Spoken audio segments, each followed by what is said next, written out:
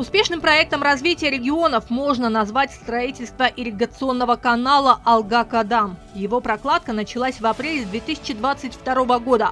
Он обеспечит поливной водой без малого 5000 гектаров земли. Общая протяженность канала составляет почти 25 километров. Включает в себя 3 туннеля общей длиной более 6 километров. Примерная сметная стоимость проекта составляет без малого 3 миллиарда сомов. Проект инициировали местные жители. Позже его поддержал президент Садыр Джапаров. Финансирование осуществляется за счет государства и средств предпринимателей. Из фонда президента также выделено 50 миллионов сомов. Еще 100 миллионов сомов из республиканского бюджета переведено в Фонду развития Баткенской области. Объект планируют сдать в 2027 году. Ирригационный канал Алга-Кадам, мы называем его инновационным. Инновационность нашего проекта заключается в том, что весь проект будет